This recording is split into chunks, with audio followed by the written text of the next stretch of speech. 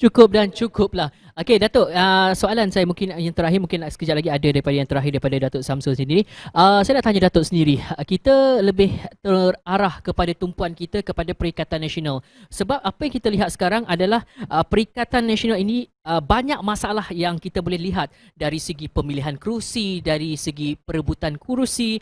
Adakah kita tengok daripada parti lawan itu Warisan telah memberikan satu tempat kerusi yang betul, antaranya kita boleh tengok PKR, DAP, dan tiada masalah yang berlaku antara Warisan. Tapi yang kita lihat yang banyak masalah sekarang ini adalah daripada Perikatan Nasional. Adakah betul, saya nak tanya dengan Datuk sendiri, Warisan tiada masalah dalam pembahagian kerusi? Saya setuju dengan Hafiz bahawa Warisan dia punya misi atau dia punya hala tuju tepat mempertahankan kerajaan ini. Jadi dia berkompromi dengan parti-parti yang lain dan dia tidak memerlukan banyak sangat untuk bertanding, mencukupi dengan 45, kemudian ditambah dengan PKR dan DAP, kemungkinan dia akan dapat dalam 60 kursi.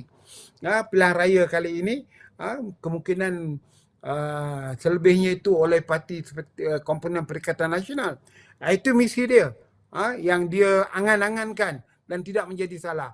Problem yang ada dalam Perikatan Nasional, mereka tidak mempunyai satu idea ataupun minat ataupun misi untuk nak menumbangkan kerajaan Barisan Nasional. Itu sebab berapa lama waktu sidang parlimen saya jumpa Dr. Jeffrey daripada The Star. Saya beritahu dia, gunakanlah formula 1985. Sebab waktu nak menumbangkan berjaya 1985, saya main peranan antara PBS dan USNO.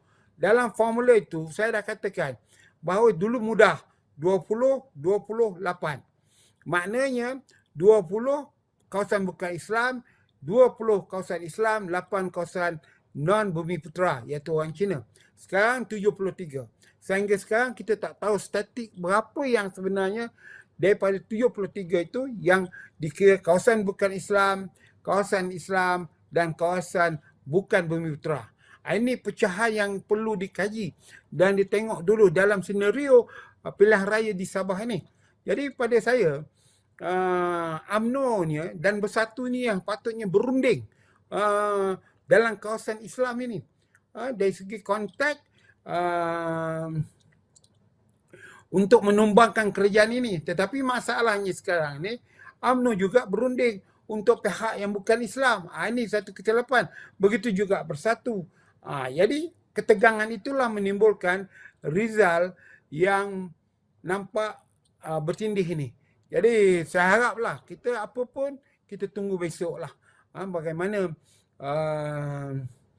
keputusan muktamadnya dan kita akan analisa pada petang esok kalau anda hendak lagi pandangan dan apa yang saya nak cakap. Kan? Jadi itulah Saudara Hafiz. Datuk, berkenaan dengan kalau kita nak analisis pandangan Datuk besok itu dah tentu Datuk. Sebab apa besok dan seterusnya, terutama sekali besok, kita akan mendapatkan pandangan Datuk berkenaan calon-calon yang telah lulus untuk diberi pencalonan. Kita akan berbincang pasal itu besok. Tapi hari ini Datuk, sebelum kita mengakhiri segmen ni, hari itu Datuk Sri Zahid Hamidi berkata, kita tak perlu persoalkan siapa akan jadi Ketua Menteri Sabah baru. Menangkan dulu. Tapi hari ini dalam sosial media sudah berkata, Bob Mokhtar akan diambil sebagai Ketua Menteri Sabah yang baru. Apa pandangan Datuk? Dia masalah Ketua Menteri ni patutnya bincangkan dulu. Dan inilah perpecahan yang berlaku dalam tahun 1985. Apabila USNO dan PBI bersetuju dari segi perundingan itu, siapa yang majoriti kursi punya banyak, dialah jadi Ketua Menteri. Dari itu, UMNO ini belum ada tentuan mempunyai kursi yang banyak dalam Dewan Negeri. Dari itu, untuk apa UMNO nak bincang dia jadi Ketua Menteri? Jadi kita kena bincang dulu bagaimana nak menumbangkan kerajaan warisan ini. Lepas itu, kita mesti ada formula dia. Formula dia dengan berkata, barang mana parti komponen yang melebihi kursi dalam Dewan Undangan Negeri Sabah, dialah jadi Ketua Menteri. barulah nak dinamakan siapa-siapa nak jadi ketua menteri. Datuk Samsul. Jadi Ah, yang kita Tapi Datuk, Ya. mereka dah mula berbala mengatakan Musa Aman dan bom otak adalah punca perpecahan. punca perpecahan ni tak ada kena-mengena saya rasa dengan Bung Mokhtar. Dia punca perpecahan ini ialah kerana setengah pihak mempunyai kroni pengikut. Jadi pengikut ini dimulakan oleh Tan Sri Musa apabila Rahman Dahlan mengumpulkan orang membalun Bung Mokhtar. Dan semua orang tahu Rahman Dahlan ini adalah pengikut Tan Sri Musa Aman. Dari itu timbullah perpecahan yang besar. Walaupun bermaafan tetapi dia menjadi kronik lagi apabila dalam 12 orang tu yang ketua bahagian atau bahagian yang terlibat itu seorang pun tidak dicalonkan sebagai calon.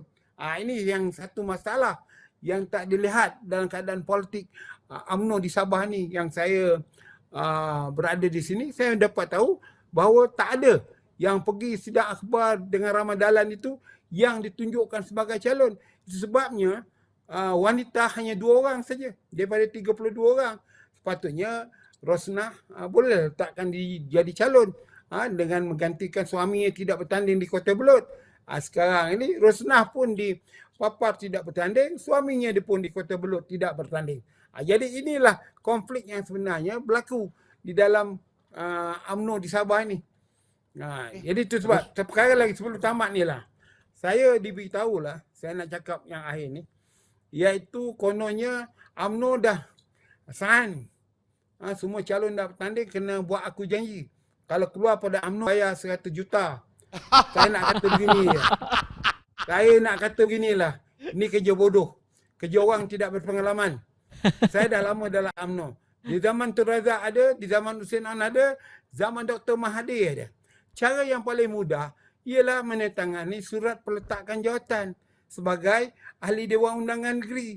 Jadi siapa yang lompat, maka pejabat parti hantarlah surat letak jawatan daripada speaker. Anda buat Ini pilihan raya balik. Ini dah dilakukan di zaman Hussein Onn ada, di zaman Dr. Mahathir ada. Kita tanyalah Dr. Mahathir masih hidup lagi. Cuba interview dia. Pernah tak dia buat dulu bahawa semua calon Barisan Nasional ni kena menandatangani surat meletakkan jawatan, surat kosong. Tapi dia sign. Kemudian ada SD bahawa surat itu benar dikeluarkan oleh dia, ditandatangani oleh dia. Jadi sekarang ni UMNO ni apa benda ya? Gustan ke belakang iaitu sign aku janji kalau keluar daripada UMNO kena bayar 100 juta. Apa hal? Ini tidak menakutkan orang. Steady tu. Kan? Saya setuju dengan Datuk. Saya kata serang lah. Berkenaan dengan Walaupun itu saya setuju.